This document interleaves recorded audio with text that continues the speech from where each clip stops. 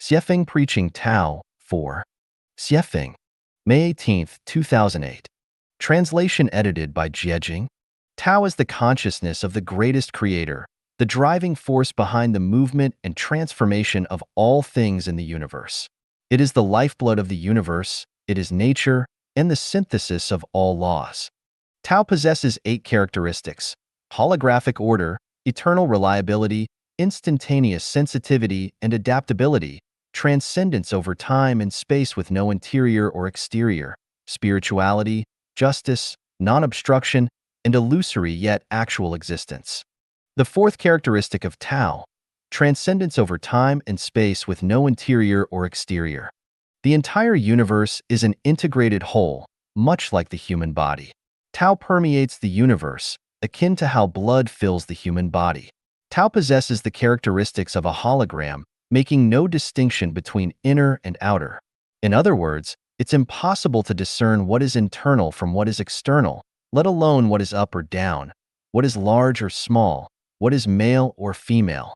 This state requires deep immersion to fully experience, similar to how a drop of ink disperses in clear water. After a while, when the ink completely merges into the water, it becomes difficult to distinguish between inner and outer. Tao, akin to ink seamlessly blending into clear water, pervades all things, both material and non-material, permeating all aspects of time and space. Therefore, Tao possesses the characteristic of transcendence of inner and outer. When a stone is thrown into calm water, ripples extend in all directions from the point where the stone lands. But this takes time. If there are obstacles, the ripples may stop there. For instance, waves from Dongting Lake are unlikely to reach the Pacific Ocean. However, Tao is different. Stimulus from any location can almost instantaneously propagate to every material, time, and space in the universe without any hindrance. Any movement in the human world is immediately known in the heavenly realms, and any change in the heavenly realms immediately affects the human world. Just as the human brain, with its central nervous system, can immediately sense a prick on the toe, the universe also has a central system. According to the non-material world chapter, we know that there are 20 parallel worlds in the universe. These 20 parallel worlds are not isolated from each other but are connected by the 0 point, the realm of the greatest creator's residence. The 0 point serves as the central nervous system of the universe. The 20 parallel worlds intersect at the 0 point, and for the 0 point, any subtle changes in these 20 parallel worlds are perceived, much like how the brain perceives any subtle changes in the body's limbs, hair, senses, organs, and viscera. Therefore, for Tao, it transcends time and space, without any constraints. Tao's transcendence is not only manifested in its ability to traverse space, but also time. For humans, we perceive the past, present, and future as distinct, but for Tao, these temporal states are unified and indistinguishable. The past is the present is the future, and the future is the past. They are all part of a unified whole. The past influences the present shapes the future, and in the same way, the present can also affect the past, and the future can influence the present.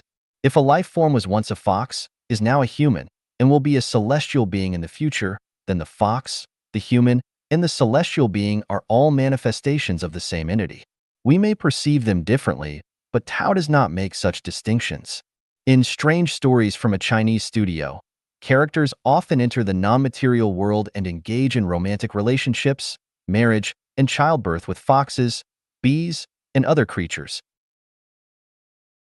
The parties involved cannot distinguish between themselves. There are no clear differences between foxes, humans, and bees. Only by stepping outside of that space can one discern who is a bee, who is a fox, and who is a human. Of course, some may argue that Strange Stories from a Chinese Studio is a collection of supernatural tales not to be believed, but that's their perspective, not mine. They've never entered these stories, so they deem them untrustworthy. However, once they enter and then leave, their perspective might change.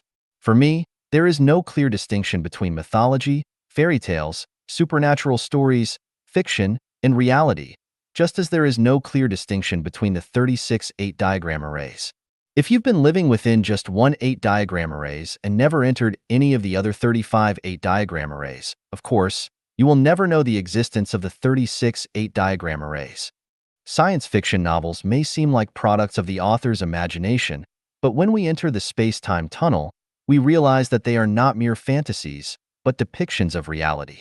It is said that in 1898, British writer Morgan Robertson wrote a novel titled Futility, which eerily predicted the sinking of the Titanic in 1912, 14 years later.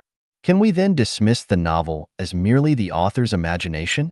In 1865, at the age of 37, French science fiction writer Jules Verne published his science fiction masterpiece, From the Earth to the Moon, which described launching a manned projectile to the moon.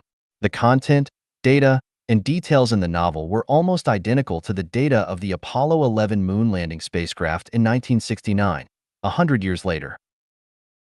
Can we say Verne was just imagining things? Some may criticize Sieffing's depictions of the thousand-year world, the 10,000-year world, and the Elysium Celestial Islands continent as mere fantasy, but we cannot fault the critics for their lack of understanding of Tao's transcendence of time and space and the mysteries of thinking. However, believers are blessed. Grasping the concept of Tao's transcendence over time and space is truly extraordinary and incredibly marvelous. If one achieves enlightenment, they can freely roam the universe, instantly entering any life space to play. Moreover, one's thinking can expand limitlessly, and consciousness can transform from human to celestial being in the shortest possible time.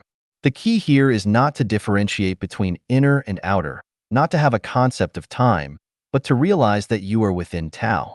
Since Tao possesses the characteristic of transcending time and space, you also have the innate ability to transcend time and space.